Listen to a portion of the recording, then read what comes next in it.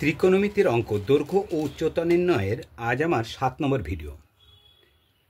দেখো অঙ্কটা কি আছে, 5√3 মিটার উঁচু একটি রেলওয়ে ওভারব্রিজে দাঁড়িয়ে অমিত প্রথমে একটি ট্রেনের ইঞ্জিনকে ব্রিজের এপারে 30 ডিগ্রি অবনতি কোণে দেখলেন, কিন্তু 2 সেকেন্ড পরেই ওই ইঞ্জিনকে ব্রিজের ওই পারে 45 ডিগ্রি অবনতি কোণে দেখলেন।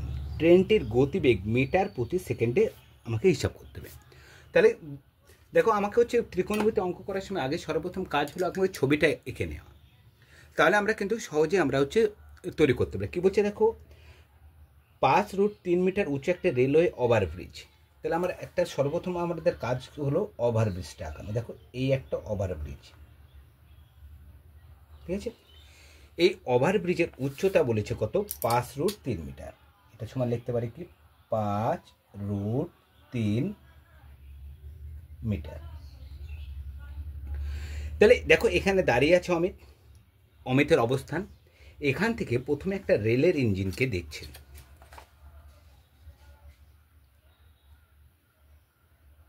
দেখো লক্ষ্য করো, এখান থেকে প্রথমে এইখানে দেখো রেলের ইঞ্জিনটাকে দেখছেন।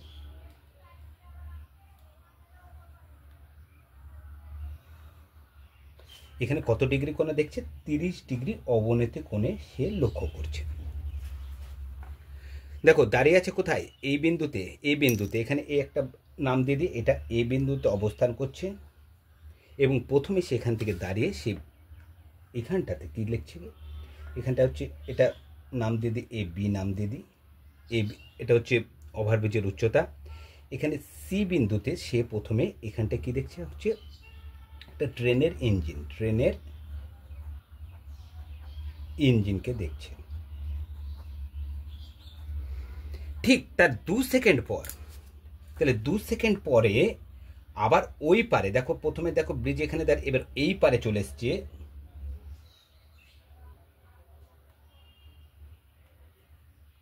এই পারটাকে দিলাম, এই পারটাকে সে দেখছে।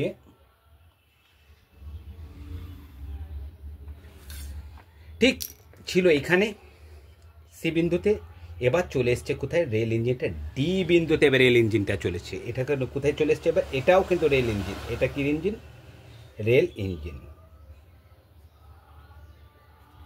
এখানে ডি বিন্দুতে লক্ষ্য করছে কত ডিগ্রি অবনতি কোণে, এখানে লক্ষ্য করছে হচ্ছে 45 ডিগ্রি অবনতি কোণে। তাহলে রেল ইঞ্জিনটা ছিল হচ্ছে কি কোথায়, সি বিন্দুতে ছিল, চলে আসলো কোথায়, ডি বিন্দুতে। আর আসতে সময় লেগেছে কত, সি বিন্দু থেকে ডি বিন্দুতে আসতে সময় লেগেছে কত, 2 সেকেন্ড। তাহলে আমাকে নির্ণয় করতে হবে ট্রেনটির গতিবেগ মিটার প্রতি সেকেন্ডে। তাহলে আমাকে দেখো সি থেকে ডি বিন্দুতে এসছে, লেগেছে 2 সেকেন্ড সময়। এখন আমাকে দেখতে হবে যে 2 সেকেন্ডে সি থেকে ডি বিন্দুতে এসছে, তাহলে সি বিন্দু থেকে ডি বিন্দুতে আগে দূরত্বটা আমাকে দেখে নিতে হবে।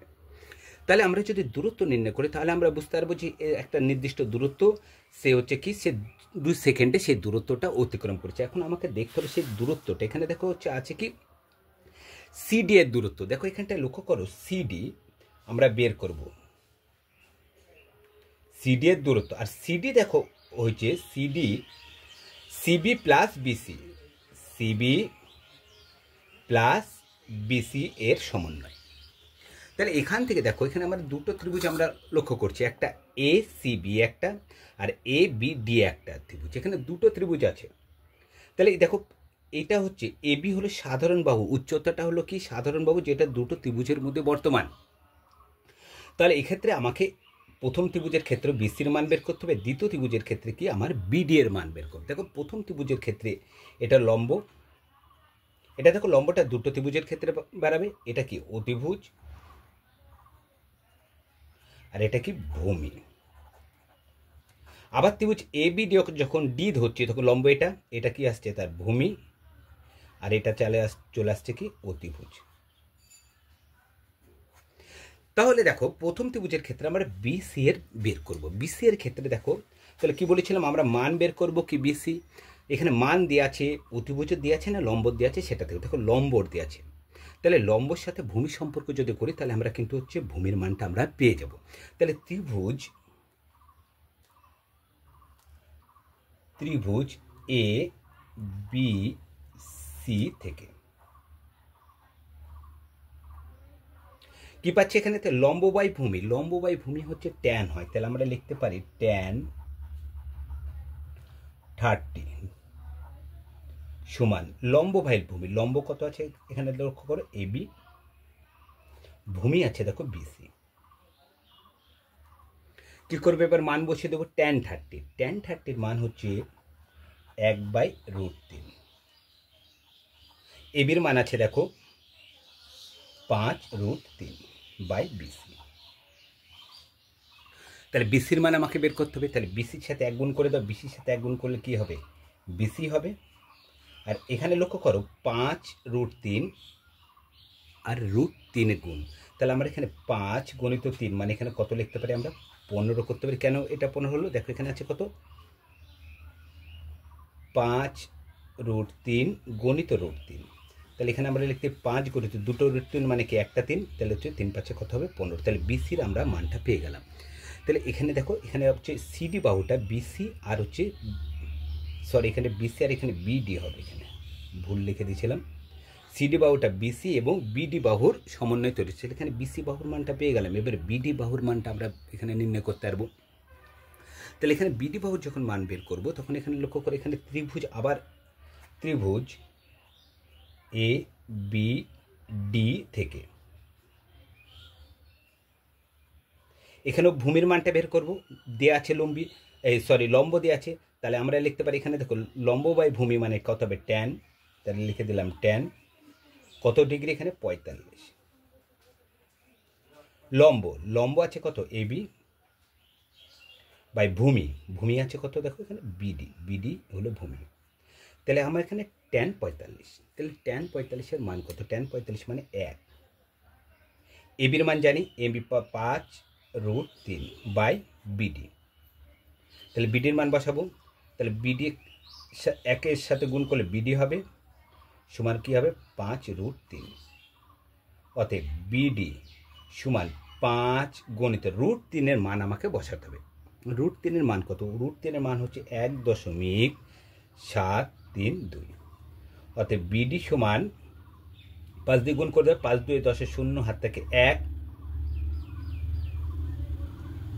5 3 5 15 1 16 6, হাত থেকে 1, 5 7 36, হাত থেকে 1, 3 5 1 5 আর 3 8, এত মিটার। দেখো বিডি এর মানটা পেয়ে গেলাম।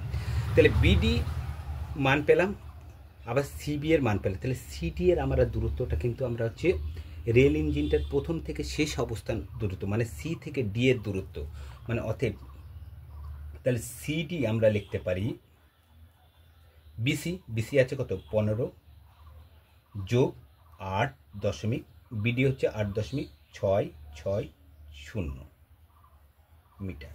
তাহলে এখানে 8 5 8 আর 15 কত হয়? 23.660 মিটার। তাহলে এখানে আমরা লক্ষ্য করতে পারছি এখানে সি বিন্দু থেকে ডি বিন্দু, সি বিন্দু থেকে তাহলে প্রথম অবস্থান থেকে দ্বিতীয় অবস্থান মানে কি? এটা হচ্ছে রেল ইঞ্জিনের হচ্ছে কি দূরত্ব অতিক্রম করছে। তাহলে এখানে আমরা দূরত্বটা পেয়ে গেলাম। তাহলে এই দূরত্বটা সে অতিক্রম করছে কতক্ষণে সে অতিক্রম করছে? দেখো 2 সেকেন্ডে সে অতিক্রম করছে। তাহলে রেল ইঞ্জিনটি 2 সেকেন্ডে, আমাকে বলেছে ট্রেনটির গতি মিটার প্রতি সেকেন্ড, প্রতি মানে 1 সেকেন্ডে, তাহলে 2 সেকেন্ডে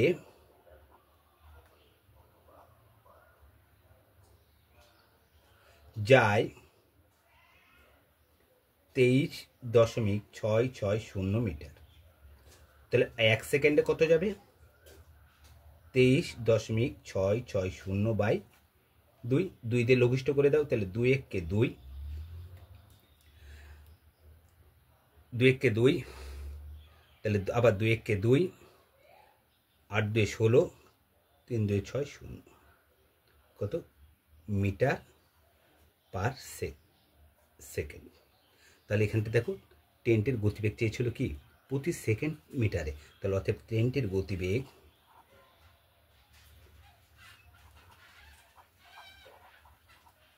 গতিবেগ 11.830 মিটার পার সেকেন্ড। তাহলে দেখো আমাদের হচ্ছে কি ত্রিকোণমিতির অঙ্ক করার সময় আমরা যদি সঠিকভাবে ছবিটা আগে এঁকে নিতে পারি তাহলে কিন্তু ত্রিকোণমিতির অঙ্ক আমরা কিন্তু খুব সহজেই আমরা নির্ণয় করে নিতে পারি। দেখো এখানটা হচ্ছে কত মিটার উঁচুতে লক্ষ্য করছিলাম, আমরা উচ্চতাটা নির্ণয় করে নিলাম। তাহলে এবিটার উচ্চতা, এবি থেকে প্রথম রেলিং থেকে সি বিন্দু দেখলো, তারপরে আবার কিছু 2 সেকেন্ড পরে আবার সেই রেলিং থেকে ডি বিন্দুতে দেখলো। আর সে লক্ষ্য করলো সি থেকে ডি বিন্দুতে যেতে আমাদের হচ্ছে ট্রেনটির সময় লেগেছিল, ট্রেনের ইঞ্জিনটির কত 2 সেকেন্ড। তাহলে আমাকে আগে নির্ণয় করতে হবে সি বিন্দু থেকে ডি বিন্দু, তাহলে প্রথম অবস্থান থেকে শেষ অবস্থানের দূরত্বটা কত। তাহলে দূরত্বটা নির্ণয় করতে গেলে দেখো এখানে দুটো ত্রিভুজ পাচ্ছি, এবং দুটো ত্রিভুজের ক্ষেত্রে এবং দেখো ভূমিটা দুটো অংশে ভাগ হয়েছে, তাহলে প্রথম অংশ যোগ দ্বিতীয় অংশ সমান পুরো হচ্ছে সিডিটা, তাহলে পুরো দুটো অংশ আমরা পেয়ে গেলাম। তো তাহলে সি এবং ডি এর দূরত্ব দেখো, সি এবং ডি এর দূরত্ব আমরা পেয়েছি 23.660, 23.660 যাচ্ছে কত 2 সেকেন্ড, তাহলে 1 সেকেন্ডে যাবে কত 2 দিয়ে ভাগ করে, 2 কে 2, 2 2 আর 2 16, 3 2 6। দেখো আমাদের খুব সহজে হচ্ছে আমাদের হচ্ছে ট্রেনটির গতিবেগ বেড়ে, তাহলে ট্রেনটির গতিবেগ হচ্ছে সেকেন্ডে প্রতি সেকেন্ডে 11.830 মিটার পার সেকেন্ড। তাহলে ত্রিকোণমিতির দৈর্ঘ্যপ্রস্থ নির্ণয়ের ক্ষেত্রে আমরা যদি আমরা ছবিটা এঁকে নিই তাহলে আমরা খুব সহজেই আমরা দেখতে পাচ্ছি যে অঙ্কগুলো করে নিতে পারবো। তাহলে ত্রিকোণমিতির 7 নম্বর ভিডিও আমি শেষ করলাম, আর একটা ভিডিও করবেন তাতে আমাদের ত্রিকোণমিতির মোটামুটি সমস্ত অঙ্ক প্রায় কমপ্লিটই হয়ে যাবে। আর যদি কোনো অসুবিধা থাকে আমরা পরে আবার রিভাইসে আসবো, তখন আমরা হচ্ছে ত্রিকোণমিতির অঙ্ক নিয়ে আবার আলোচনা করব। তাহলে 7 নম্বর ভিডিও শেষ করলাম, এরপরে আবার 8 নম্বর ভিডিওতে তোমাদের সাথে আবার দেখা হবে। আজ এই পর্যন্ত, পরের ভিডিওতে আবার দেখা হবে।